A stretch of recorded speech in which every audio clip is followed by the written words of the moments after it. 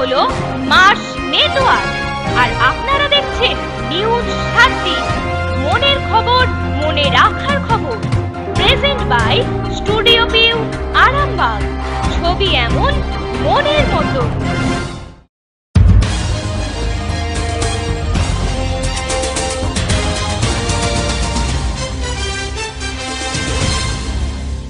নমস্কার, আপনারা দেখছেন নিউজ 7 দিন।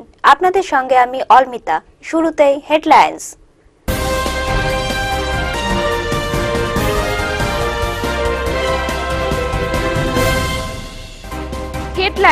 নিবেদন করছে অনেক প্রীতিজা ভারত গ্যাস গ্রামীণ বিতরক।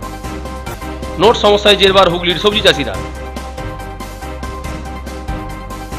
ব্যাংকে টাকা জমা দেওয়া সত্ত্বেও টাকা তুলতে পারলেন না চাষি। নোট বাতিল ইস্যুতে তৃণমূলের প্রতিবাদ মিছিল। বিপর্যয় ব্যবস্থাপনা দপ্তরের মহড়া। হেডলাইন্স নিবেদন করলো অনেক প্রীতিজা ভারত গ্যাস গ্রামীণ বিতরক।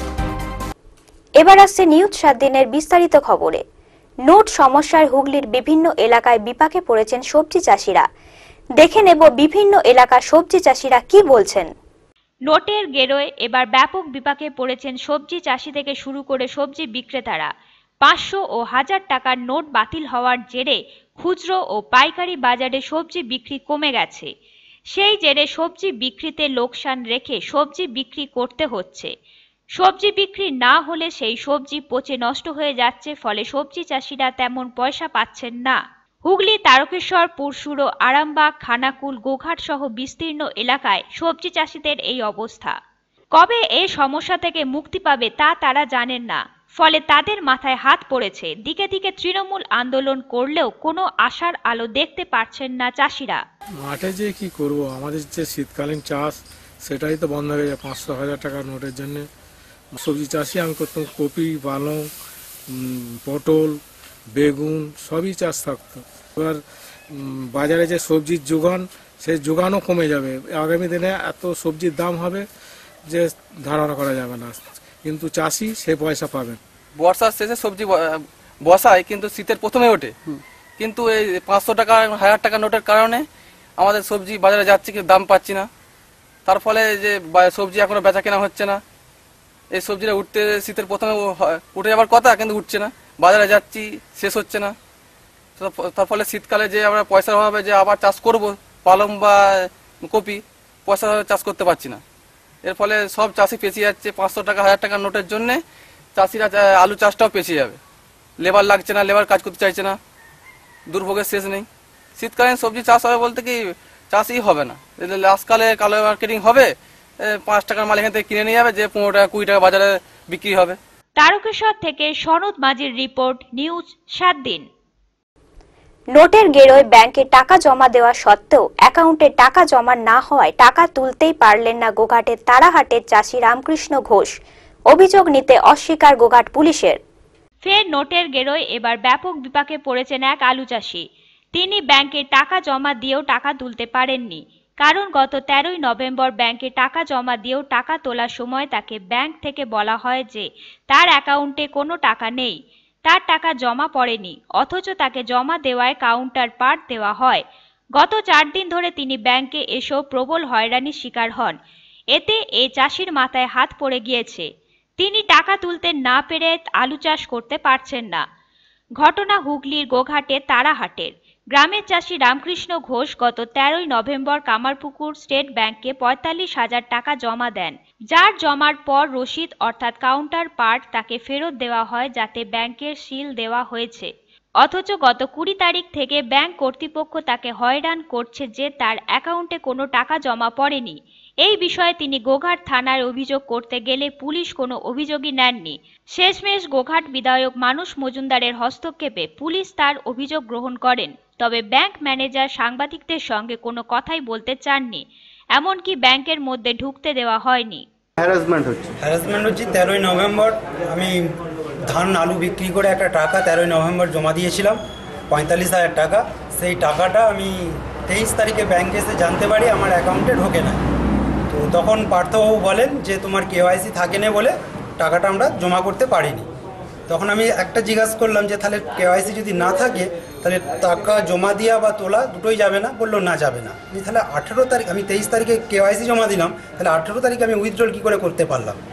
এই প্রশ্নের জবাব আমাকে পার্থবাবু দিলেন না, না দিয়ে উল্টো পাল্টা বললেন যে তুই যা পারিস করে নিয়ে যা আমার, হ্যাঁ আমি কেস করবি কি করবি তুই করে যা, আর দরকার হলে আমার এখান থেকে অ্যাকাউন্ট বন্ধ করে তুই নিয়ে চলে যা। এখন তারপর দরখাস্ত নিয়ে আমি জমা দিতে গিয়েছিলাম, কাল থেকে ঘুরছি, আজ পর্যন্ত এখন পর্যন্ত দরখাস্ত আমার রিসিভ করে ওরা নেন। রামকৃষ্ণ ঘোষ নামে একজন চাষি, আমার গোঘাট 2 নম্বর ব্লকের তারাহাটে বাড়ি। উনি ধান বিক্রির টাকা ব্যাংকে জমা করতে গেছিলেন, ব্যাংকে জমা করেছেন গত 11 তারিখে, এবং সেই রিসিভও তার কাছে আছে। 45,000 টাকা তিনি জমা করেছিলেন, কিন্তু পরবর্তী সময়ে ছোট চাষি বাড়িতে টাকা টাকার জায়গা নিয়ে ব্যাংকে জমা রেখেছেন এবং আলু বীজ বা অন্য চাষের কাজ করবে না, গতকাল সমস্ত টাকা তুলতে গেছিলেন। তো টাকা তুলতে গিয়ে উনি দেখতে পারেন, জানতে পারেন যে যেগুলো ওনার টাকা অ্যাকাউন্টে জমা করেন, সেই অনুযায়ী উনি ম্যানেজারের সাথে যোগাযোগ করেন, ম্যানেজারকে অভিযোগ জানান। ম্যানেজার কোনোভাবে সেই লিখিত অভিযোগ নিতে রাজি হয়নি, দুর্ব্যবহার করে, এবং থানায়ও যোগাযোগ করা হয়েছিল, থানাও সম্ভবত অভিযোগ নেয়নি প্রথম ধাপ। পরবর্তী সময় সেই অভিযোগ বড়বাবুকে বলার পরে সেই অভিযোগ জমা হয়। প্রশ্ন এই জায়গায় নেই, প্রশ্ন হলো একজন চাষি, সেটা গোঘাটের চাষি আমাদের নজরে এসেছে, কিন্তু পশ্চিমবঙ্গের এরকম হাজার হাজার চাষি এই ধরনের যারা ব্যাংকের ম্যানেজার রয়েছে এবং ব্যাংকের যারা কর্মচারী রয়েছে, তাদের অসৎ উদ্দেশ্যই বলুন আর অন্য কোনো কারণেই বলুন, সাধারণ মানুষ, সাধারণ চাষিরা হ্যারাস হচ্ছে। গোঘাট থেকে রাজকুমার রুইদাসের রিপোর্ট, নিউজ 7 দিন। ফিরে আসছি ছোট্ট একটা বিজ্ঞাপন বিরতির পর, সঙ্গে থাকুন। আপনি কি নতুন গ্যাসের কানেকশন নিতে ইচ্ছুক? তাই আর দেরি না করে যোগাযোগ করুন অনেক প্রীতিজা ভারত গ্যাস গ্রামীণ বিতরক, গৌরহাটি, আরামবাগ, হুগলি। এখান থেকে গ্রাহকদের বাড়ি বাড়ি গ্যাস সিলিন্ডার সরবরাহ করা হয়।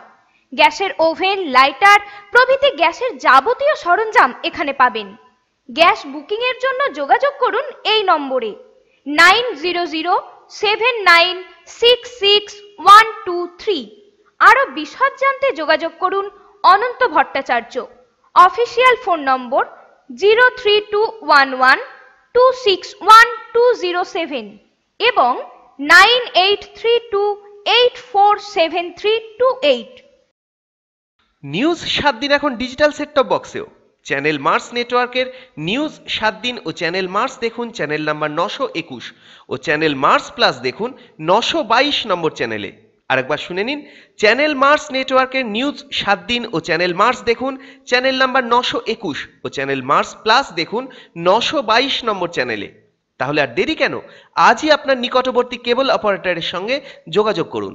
সঙ্গে থাকুন, এগিয়ে চলুন, দেখতে থাকুন চ্যানেল মার্স নেটওয়ার্ক, মনোরঞ্জনের শেষ কথা। ফিরে এলাম বিজ্ঞাপন বিরতির পর। নোট বাতিলের ইস্যুতে হুগলির আরামবাগ মহকুমা জুড়ে প্রতিবাদ মিছিল করল তৃণমূল। আরামবাগ, গোঘাট, খানাকুল, কামারপুকুর, পুরসুরা সর্বত্রই এই দৃশ্য দেখা যায়।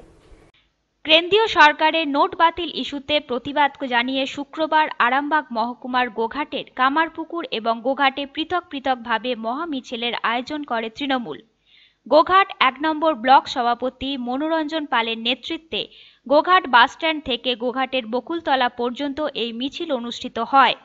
এই মিছিলে হাজির থাকেন বিধায়ক মানস মজুমদার, হুগলি জেলা পরিষদের সদস্য নারায়ণ চন্দ্র পাঁজা, যুব নেতা শান্তি রায়, শেখ আব্দুল রহিম সহ ব্লক নেতৃত্ব।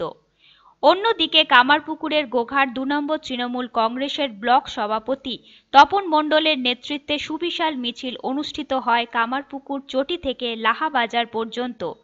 সহস্রাধিক তৃণমূল কর্মী সমর্থক ছাড়াও এই মিছিলে হাজির ছিলেন বিধায়ক মানস মজুমদার, ব্লক নেতা আতাউল হক, চঞ্চল রায়, বাবর আলী, ফরিদ খান সহ ব্লক নেতৃত্ব এই মিছিলে হাঁটেন।